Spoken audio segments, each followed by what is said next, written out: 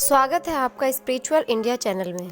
प्रिय भक्तों, आज मैं आपको बताऊंगी कि क्यों राम से बड़ा राम का नाम माना जाता है। इस पर मैं आपको एक हनुमान जी का और राम जी का किस्सा सुनाऊंगी। यदि यह बात आपको अच्छी लगे तो एक लाइक अवश्य करें। एक बार केवट देश का राजा सुकंत सुमेरु पर्वत में होने वाली संत सभा में उपस्थित होने के लिए जा रहा था। वह बड़ा खुश था और संतों के दर्शन के लिए बड़ा उत्साहित था। जब वह भक्ति भाव से रास्ते में जा रहा था, तभी उन्हें रास्ते में नारद जी मिले। नारायण नारायण करते हुए नारद जी उनसे कहने लगे कि आप कहाँ जा रहे हो। राजा ने नारद जी के चरणों में प्रणाम किया और बताया कि मैं सुमेरु पर्वत पे होने वाली संतों की सभा है, वहीं पर उनके दर्शन के लिए जा रहा हूँ। नारद जी ने कहा कि जरूर जाओ और जाना भी चाहिए और सभी को प्रणाम करना बिल्कुल न भूलना। सुकंत ने कहा जी नारद जी, और वह नारद जी को प्रणाम करके आगे चलने लगा। तभी नारद जी ने उसे फिर से रोका कि एक काम जरूर करना। उन्होंने कहा क्या काम करना है। वह कहने लगे कि सभी संतों को प्रणाम करना, परंतु वहाँ विश्वामित्र जी होंगे, उन्हें प्रणाम बिल्कुल मत करना। तब राजा सोचने लगा और कहने लगा कि उन्हें प्रणाम क्यों न करूं।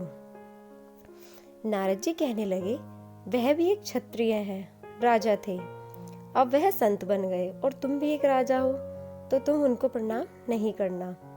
सुकंत को इस तरह समझाया कि वह मान ही गया नारद जी की बातों को। सुकांत ने वहां जाकर सभी संतों को प्रणाम किया, परंतु उसने विश्वामित्र जी को प्रणाम नहीं किया। तब विश्वामित्र जी क्रोधित हो गए और सीधे दौड़कर अयोध्या में गए। उस समय राम जी निद्रा में थे और बाहर लक्ष्मण जी द्वार पर थे। तभी उन्होंने लक्ष्मण जी से कहा मुझे राम जी से मिलना है, लेकिन लक्ष्मण जी ने बोला कि वह अभी सो रहे हैं। इतने में विश्वामित्र जी की आवाज सुनकर राम जी बाहर आए। तब विश्वामित्र जी ने उनसे कहा कि हम साधुओं का घोर अपमान हुआ है, आपको इस बात का कुछ नहीं पता। राम जी ने कहा कि संत जी आपका किसने अपमान किया है। तब विश्वामित्र जी ने कहा कि तुम जानकर भी क्या करोगे।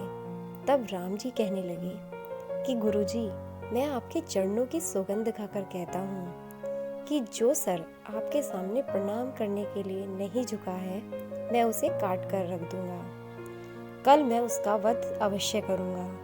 तब विश्वामित्र जी शांत होकर वहां से चले गए। उसके बाद राजा सुकंत को यह बात पता चली कि राम जी उसे मारने की प्रतिज्ञा कर चुके हैं। तब वह घबरा गया। तब वह नारद जी को ढूंढने लगा। नारद जी पहले तो उसे आसानी से मिल गए थे, लेकिन बाद में उसे नारद जी नहीं मिल पा रहे थे। तब वह जोर जोर से रोने लगा। तब नारद जी उसकी आवाज सुनकर प्रकट हो गए, नारायण नारायण करते हुए। तब उन्होंने कहा कि सब कुशल मंगल है। उसने कहा नहीं नारद जी, यहाँ तो प्राण ही जाने को है। राजा सुकंत जी कहने लगे मैं मरना नहीं चाहता। नारद जी ने कहा कि क्यों, क्या बात हुई है। सुकांत ने कहा मुझे राम जी मार देंगे, उन्होंने मुझे मारने की प्रतिज्ञा की है। आप ही के कहने पर तो मैंने विश्वामित्र जी को प्रणाम नहीं किया और उसी का यह फल है। तब नारद जी कहने लगे मैं कुछ नहीं कर सकता इस बारे में। तब राजा सुकांत ने कहा कि पहले आपने ही मुझे यह सलाह दी थी कि विश्वामित्र जी को प्रणाम नहीं करना, अब आप ही मुझे रास्ता दिखाइए।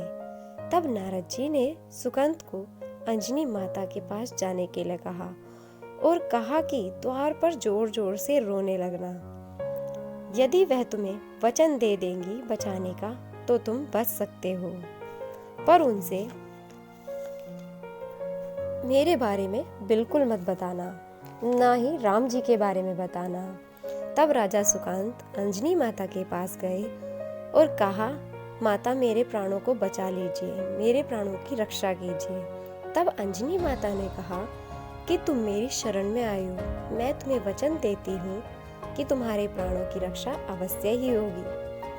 तब उसके बाद हनुमान जी राम जी की सेवा के बाद शाम को घर आए। तब अंजनी माता ने उनसे कहा कि मेरी शरण में एक व्यक्ति आया है, मैंने प्राण रक्षा का उसको वचन दिया है, उस वचन को पूरा करोगे? तब हनुमान जी ने कहा कि मैं अपने इष्ट देव श्री राम प्रभु के चरणों की सौगंध खाकर कहता हूँ कि मैं उसे अवश्य बचाऊंगा। तब सुकांत जी सामने आए और राम जी के कल मारने की प्रतिज्ञा के बारे में हनुमान जी को बताया। तब हनुमान जी बहुत परेशान हो गए कि मैंने ये सुकांत और अंजनी माता को क्या वचन दे दिया। अब प्रभु श्री राम व हनुमान जी दोनों ही वचन में बंध गए थे। तब हनुमान जी सोचने लगे कि कैसे मैं इसके प्राण बचाऊंगा। अब हनुमान जी ने राजा से कहा कि मैं राम जी के नाम का जाप करूंगा और तुम मेरे पीछे पीछे करना। जब भी राम जी बाण चलाने के लिए आएंगे तब हम इसी कीर्तन को शुरू करेंगे। राजा पहले घबरा रहे थे, लेकिन हनुमान जी के बताने पर कि राम नाम में बहुत शक्ति है, तब वह श्री राम जय राम करने के लिए तैयार हो जाते हैं। तब श्री राम राजा सुकंत के राज्य में जाते हैं, लेकिन उन्हें पता चलता है कि वहां से एक वानर उनको ले गया है। तब वह समझ जाते हैं कि वह किसी के साथ नहीं, श्री हनुमान जी के साथ है। तब राम जी वहीं पर जाते हैं जहां वो दोनों उपस्थित होते हैं और युद्ध करने लगते हैं। लेकिन जैसे ही राम जी बाण चलाते हैं, हनुमान जी तुरंत राम जी के नाम का जाप शुरू कर देते हैं, जिससे राम जी के बाण विफल हो जाते हैं। उसके बाद लक्ष्मण जी सोचते हैं कि मैं बाण चलाता हूँ।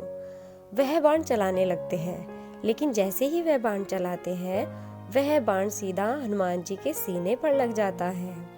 जब वह बाण हनुमान जी के सीने पर लगा, तभी राम जी मूर्छित हो गए। लक्ष्मण जी सोच में पड़ गए कि यह बाण तो मैंने हनुमान जी के सीने पर चलाया है, तब श्री राम जी मूर्छित कैसे हो गए? उसके बाद उन्हें पता चलता है कि हनुमान जी के हृदय में तो श्री राम जी उपस्थित हैं, इसीलिए राम जी मूर्छित हुए हैं। उसके बाद हनुमान जी राजा सुकंत को सलाह देते हैं कि वह विश्वामित्र के पास जाए और उनसे माफी मांगे। राजा सुकंत विश्वामित्र के पास जाते हैं और उनसे माफी मांगते हैं। उनके पैरों में गिरकर बार बार माफी मांगते हैं और उन्हें प्रणाम करते हैं। उसके बाद विश्वामित्र जी राजा सुकंत को माफ कर देते हैं और राजा राम भी अपने वचन से मुक्त हो जाते हैं। विश्वामित्र जी राजा राम को कहते हैं कि मैंने जो आपको सुकंत को मारने का आदेश दिया था, वचन लिया था, मैं उससे तुम्हें मुक्त करता हूँ। उसके बाद राजा सुकंत के प्राण भी बच जाते हैं। तो आप जाने कि राम नाम में कितनी शक्ति है।